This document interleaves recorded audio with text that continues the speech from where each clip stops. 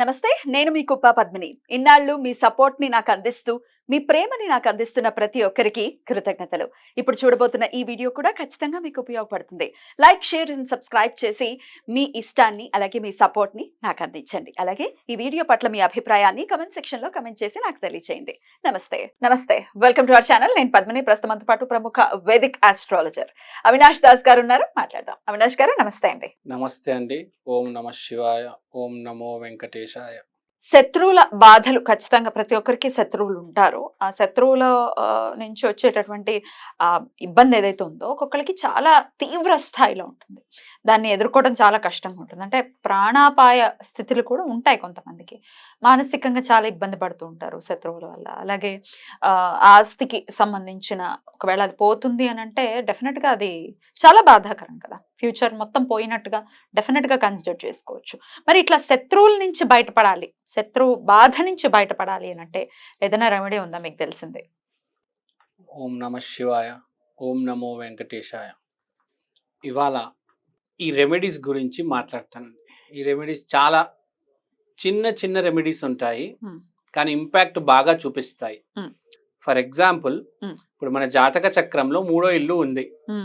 3వ ఇల్లు పాడైపోతే జనరల్ గా వాచ్ కొనమంటారు. సో కమ్యూనికేషన్ పాడైపోయింది, స్పీచ్ సరిగ్గా లేదు, లేకపోతే మీడియా రంగాల్లో మీరు పనిచేస్తున్నారు, మీకు ఏదైనా ఇబ్బంది వస్తే థర్డ్ హౌస్ ప్రాబ్లమ్స్ ఇవన్నీ. అప్పుడు వాచ్ కొనుక్కోవాలి అంటే బ్రిస్ట్ వాచ్. సో ఎందుకంటే థర్డ్ హౌస్ అనేది మన చెయ్యే వస్తుంది కాబట్టి బ్రిస్ట్ వాచ్ మంచిది కొనుక్కోవాలి. సో బేసిక్ గా కొత్తది కొనుక్కోవాలి. సో రీజువనేట్ అవుతుంది థర్డ్ హౌస్ అనేది. అవును. సో ఏ ఇంటికి సంబంధించిన దాని రెమెడీ ఉంది, ఏ గ్రహానికి సంబంధించిన ఆ రెమెడీ ఉంటుంది. సో శత్రు బాధకి సంబంధించిన రెమెడీ గురించి మాట్లాడుతున్నాం. మన జాతక చక్రంలో అతిపెద్ద శత్రు బాధ అంటే కార్మిక సీడ్ పూర్వజన్మ నుంచి తీసుకొచ్చింది రాహు. సో రాహుకి సంబంధించిన రెమెడీ ఇది. అంటే శత్రువుకి సంబంధించిన రెమెడీనే. ఎందుకంటే ఎక్కువ మనల్ని పీడించగలిగేది రాహునే. అవునా? అలానే ఎక్కువ ఒక స్థాయికి మనల్ని తీసుకెళ్ళాలి, నెక్స్ట్ లెవెల్లో, ఇంకా కరెక్ట్ నెక్స్ట్ లెవెల్లో. ఆ శత్రువు అయినా నెక్స్ట్ లెవెలే, ఎదుగుదలైనా నెక్స్ట్ లెవెల్. ఒక్కొక్కసారి ఎదుగుదల ఇలా నెక్స్ట్ లెవెల్లో ఉన్నప్పుడు కూడా శత్రువులు పెరిగిపోతారు కదా, ఏడ్చి చస్తూ ఉంటారు. మనల్ని బడి చూసి ఏడ్చి చచ్చేవాళ్ళు. ఈ పాయింట్ బాగా చెప్పారు. మనల్ని చూసి ఏడ్చి చచ్చేవాళ్ళు, లేకపోతే మనం బాగా సంపాదిస్తే తట్టుకోలేను, ఒరవలేరు, ఏడుస్తారు లోపల. ఇట్లా లోపల నుంచి వాళ్ళకి ఒక వాయిస్ వస్తుంది, వీడు నాశనం అయిపోవాలి, వీళ్ళు ఫినిష్ అయిపోవాలి అని. ఎందుకంటే వీడు ఎదగలేకపోయాడు. వీడేమనుకుంటాడు, నేను మంచోడిని, వాడు అసలు మంచోడు కాదు, వాడు చాలా చెడ్డోడు, వాడు ఎదగడం ఏంటి, నేను ఇంకా ఇలా ఉండిపోవడం ఏంటి, నీకు ఇవ్వలేదు అని అంటే ఏంటి అర్థం? You don't deserve. అసలు నిజమేంటి? నేను బాగుండాలి, అందరు బాగుండాలి, అందులో నేను ఉండాలి, ఇలా కోరుకునేది. అంతేగాని పక్కన నాశనం అయిపోవడం ఏంటండి? విపరీతం కదా. ఇంకోటి ఉంది, నువ్వు ఏదైతే ఇస్తావో నీకు అదే తిరిగి వస్తుంది. నువ్వు వాడు నాశనం అవ్వాలి అని కోరుకుంటే వాడు ఒకవేళ నాశనం అయితే నీకు కూడా నాశనం అయ్యే పరిస్థితి వస్తుంది. కరెక్ట్, ఖచ్చితంగా వస్తుంది. ఇప్పుడు వాడు బాగుపడ్డాడంటే రేపు నాకు హెల్ప్ చేస్తాడు కదా, నాకు ప్రమాదం వచ్చినప్పుడు. లేదు ఇవాళ రేపు అరే మన వాళ్ళు లేకపోతే ఎవరైనా వాళ్ళు బాగుపడాలి, ఎవరైనా మనకు తెలిసిన వాళ్ళు అవ్వచ్చు అనే థాట్ ప్రాసెసే లేదు. నాశనం అయిపోవాలి. నువ్వు నాశనం అవ్వవా? నిన్ను చూడరా? కర్మ అనేది నిన్ను చూడదా? రైట్. మనం చాలా మందిని చూసామండి. ఇప్పుడు రీసెంట్గా నేనే ఒక డిక్టేటర్ని అనుకుని ఒక చీఫ్ మినిస్టర్ పడిపోయారు. మనం చూసాం. అసలు అతను ఓడిపోరు అని అందరూ అనుకున్నారు, చాలా అంచనాలు వేశారు, చాలా మంది అనుకున్నారు, నమ్మారు కూడా చాలా మంది. అసలు అతన్ని ఓడించడం ఇంపాసిబుల్ అని. కానీ జరిగింది ఏంటి? కరెక్ట్ రివర్స్ కదా, చాలా ఆపోజిట్ గా వచ్చింది రిజల్ట్. అసలు ఎవరు ఎక్స్పెక్ట్ కూడా చేయలేదు. సో ఇక్కడ పాయింట్ ఏంటంటే అహంకారం పెరిగే కొద్దీ పతనం అనేది ఖచ్చితంగా వస్తుంది, పడుతుంది. రావణాసుడు చదువుకున్నాడు. ఎంత చదువుకున్నాడు అంటే అసలు ఎవరు పనికిరారు. నారాయణ స్టేట్ టాపర్ పనికిరాడు, చైతన్య స్టేట్ టాపర్ పనికిరాడు. ఆ రేంజ్ చదువుకున్నాడు రావణాసురుడు. రాముడికి ఎంత నీతి తెలుసో, ఎంత ధర్మం తెలుసో ఖచ్చితంగా రావణుడికి కూడా అంతే తెలుసు. కానీ పాటించాడు రావణుడు, పాటిస్తాడు రాముడు. రాముడు పెద్దగా మళ్ళీ చదువుకోలే, Hmm. ధర్మం ఉంది అంతే. Hmm.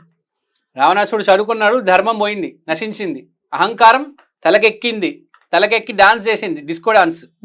ఏమైంది చివరికి రావణాసుడు గతి? ఇప్పటికీ చిత్కారాలని అందుకుంటున్నాడు. ఇప్పుడు కూడా జై రావణ అని కొంతమంది అనాలంటే భయపడతారు. ఎందుకు? అకాల మరణం, అక్కా చెల్లెలకి అవమానం జరుగుతుందని. Hmm. అదే శ్రీరామ అనాలంటే అదొక గౌరవం, గౌరవం, పుణ్యం, ఎన్నెన్నో జన్మల పుణ్యం. Hmm. మనం ఏమైతే అనుకుంటామో అదే జరుగుతుంది. యద్భవం తద్భవతి Hmm. కదా. పక్కన ఎదగాలనుకో, Hmm. నువ్వు ఎదుగుతావు, Right. లేకపోతే వాడే నేను పైకి తీసుకొస్తాడు. Correct. అంతేగాని నువ్వు పక్కన అయిపోవాలి, Mhm. అలా అయిపోవాలి, ఇలా అయిపోవాలి అంటే Hmm. Right. నిజంగా కష్టమే అండి. Right. మరి ఇప్పుడు ఈ ఇది ఎంత చెప్పినా తలకెక్కే పరిస్థితి లేదండి వాళ్ళు రేపు. ఎందుకంటే చాలా విపరీతమైనటువంటి ధోరణిలో ఉన్నారు. మాకు ఇవన్నీ ఎందుకంటే ఆ థాట్ ప్రాసెస్ మారదు. పుట్టుకతో వచ్చింది పుడకలతో కానీ పోదు అని సామెతలు ఊరికే రాలేదు.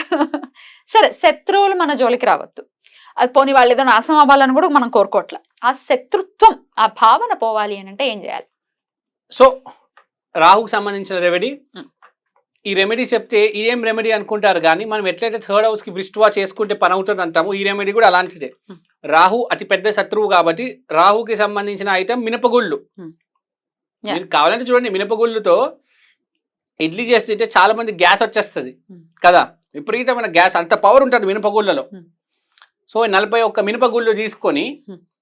కొంచెం ఎక్కడ బాగా మత్తు ఉంటుందో 41 మినపగుళ్ళు గుండు పప్పు కాదు, తీసుకొని బద్ద కాదు, ఆ మట్టి ఎక్కడైతే బాగా ఉంటుందో సర్ఫేస్, దాన్ని మొత్తం కొంచెం తవ్వేసి ఈ 41 మినప గుళ్ళు వేసేసి దాని మీద నిమ్మకాయ పిండేసి క్లోజ్ చేసేయాలి.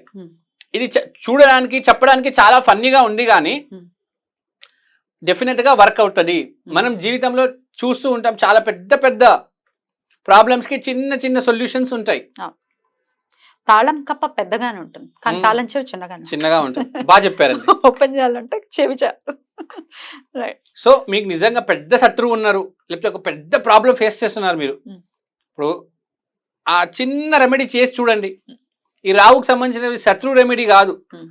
మీరు ఇప్పుడు సినిమా ఫీల్డ్ లో ఉన్నారు అంటే రాహునే, లేకపోతే మీరు ఒక కెమెరామెన్, మీకు ప్రాబ్లం వచ్చింది కెమెరాకి సంబంధించిన ఆ ఫీల్డ్ లో, ఈ రెమెడీ చేసి చూడండి.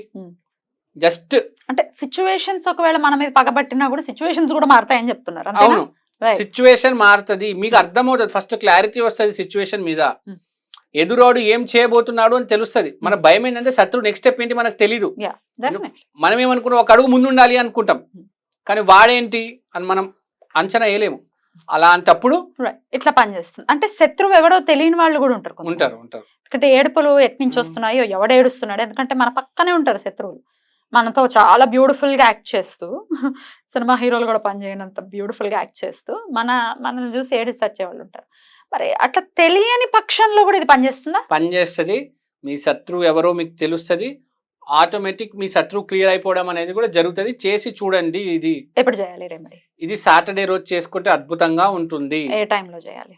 ఇది ఏ టైంలో చేయాలంటే బేసిక్ గా మీరు నైట్ టైం చేస్తేనే మంచిది. నైట్ టైం అంటే ఆఫ్టర్ 7 అట్లా, ఆఫ్టర్ 7 అట్లా, కరెక్ట్.